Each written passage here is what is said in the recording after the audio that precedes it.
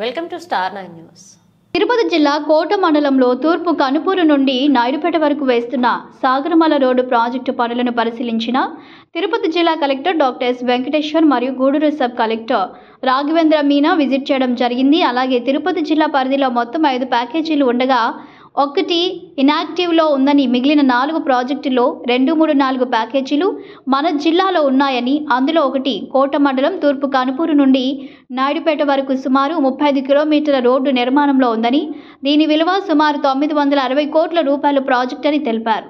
ఇది green field project అని అయితే ఈ ప్రాజెక్టు కొన్ని ఇరిగేషన్ డిపార్ట్మెంట్ వలన ఈ మధ్య కురిసిన భారీ వర్షాల వల్ల పనులు 10 మాత్రమే పూర్తయ్యాయని, దీనికి సంబంధించిన రెవెన్యూ డిపార్ట్మెంట్, పోలీస్ డిపార్ట్మెంట్ వాళ్ళతో మాట్లాడడం జరిగిందని, ఈ ప్రాజెక్టుకు భూములు ఇచ్చిన ఆయా గ్రామాల రైతులకు మేలు చేసే విధంగా కంపెన్సేషన్ ఇప్పిస్తామని భరోసా ఇచ్చారు.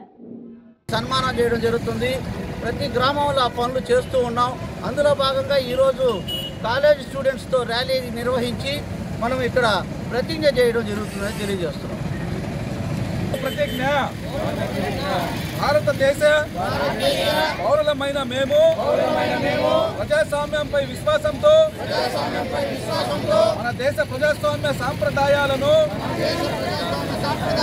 స్వేచ్ఛాయుత నిష్పక్షపాత ప్రశాంత ఎన్నిక ప్రభావాన్ని నిలబెడతామని మతం జాతి కులం వర్గం భాష లేదా ఎటువంటి ఒత్తిడులకు ప్రభావితం కాకుండా ప్రతి ఎన్నికల్లో నిర్భయంగా ఓటు వేస్తామని ఇందు మూలంగా ప్రతిజ్ఞ చేస్తున్నాము. నాయుడుపేట నుంచి తూర్పు కాన్పూర్, ఇది ప్యాకేజ్ 4. సాగరమాల ప్రాజెక్ట్లో ఇది ప్యాకేజ్ నెంబర్ 4. టోటల్ సాగరమాల ప్రాజెక్ట్లో 6 కదా, టోటల్ 6 ప్యాకేజ్. ఒకటి 5th కూడా ఉంది కదా, యాక్చువల్లీ 5 ఉన్నాయి ప్యాకేజ్లో. ఒక ప్యాకేజ్ ఇన్యాక్టివ్గా ఉంది, 4 ప్యాకేజీలు యాక్టివ్గా జరుగుతున్నాయి. ఇందులో 3 ప్యాకేజీలు వచ్చేసి 2, 3, 4 మన జిల్లాలో. 2, 3, 4 మన జిల్లాలో. ఇది 4వ ప్యాకేజ్. నాయుడుపేట నుంచి తూర్పు కాన్పూర్ సుమారుగా వచ్చేసి 35 కిలోమీటర్లు.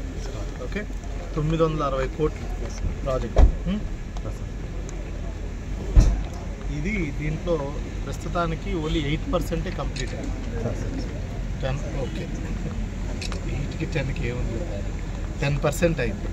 ఇప్పుడు ఉన్న ప్యాకేజ్లో సాగరమాల ప్యాకేజ్లో ఇదే బాగా స్లోగా ఉంది. అందుకని ఇవాళ వీళ్ళ దగ్గరికే వచ్చి మొత్తం అసలు ఎంతవరకు పురోగతి ఎట్లా ఉంది, అందరు తహసీల్దార్స్ని, ఇరిగేషన్ వాళ్ళని, పోలీస్ డిపార్ట్మెంట్ వాళ్ళని, వీళ్ళ ప్రాజెక్ట్ ఇంజనీర్స్ అందరినీ కూడా పిలిపించి ప్రాజెక్ట్ పురోగతి మీద చాలా డీటెయిల్డ్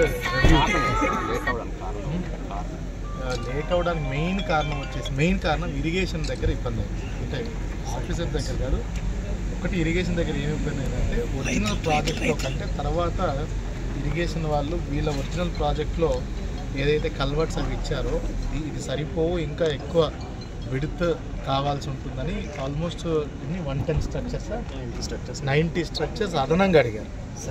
సో అదొకటి. రెండోది, మనకి లాస్ట్ 5-6 నెలలు ఈ ఏరియాలో వర్షాలు చాలా విపరీతంగా పడ్డాయి. అసలు మెషినరీ కూడా మనకి భూమి మీద పెట్టే పరిస్థితి లేదు, బాగా వాటర్ లాగింగ్ ఉంది. ఈ 2 కారణాల వల్ల బాగా డిలే అయింది. అంతలోపు మేమేం చేసామంటే టైం వేస్ట్ చేసుకోకుండా ఈ 6 నెలల్లో భూమికి సంబంధించినటువంటి మొత్తం విషయాలు సుమారుగా 90% క్లియర్ చేసుకున్నాం. 2 కిలోమీటర్లు 3 కిలోమీటర్లు తప్పిస్తే భూమికి పరిహారం సంబంధించి చాలా వరకు క్లియర్ చేసుకున్నాం. అదే ఆ 3 కిలోమీటర్లు వాళ్ళే వచ్చేది. అవి ఎట్లా క్లియర్ చేయాలో ఇప్పుడు నేను చెప్పాను. ఓకే, రైతులకి ఇప్పుడైనా రైతులకి మేలు చేసే రోడ్డు వేయగలం, రైతులకి ఎక్కువ కాంపెన్సేషన్ వచ్చే విధంగా ప్లాన్ చేసుకొని ఇస్తున్నాం. ఇప్పుడు కూడా సబ్ కలెక్టర్ గారికి, ఆర్డీఓకి అదే చెప్పాము. కొంచెం ఎక్కడైతే పట్టాలు లేవు అటు ఇటుగా ఉన్నా మిగతా డాక్యుమెంట్ ఏదన్నా ఉంటే, సాగు చేసుకున్నట్టు ఏమన్నా రికార్డు సాగు చేసుకున్నట్టు ఏదన్నా ఉంటే ఫ్లెక్సిబుల్గానే గ్రామాలు పెడుతున్నారు సార్ ఊళ్ళో, కానీ అవి సమస్యలు పరిష్కారంగా ఉంటాయి. ఇప్పుడు అవుతాయి చూడండి. ఓకే, అవుతాయి.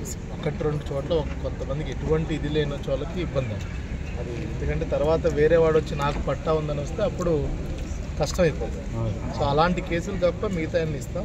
అదేవిధంగా కొంతమంది వరి పంట అది నాటినట్టు వాళ్ళకి ఏమని చెప్తున్నాం అంటే ఒక ఎకరాకి ఇంచుమించు ఎంతో సుమారుగా చూసుకొని కటింగ్ పెట్టేస్తాం, వాళ్ళకి ఆ డబ్బులు ఇచ్చి ఆ తర్వాత ఆ డబ్బులు అయితే ఇచ్చే బాధ్యత మాది.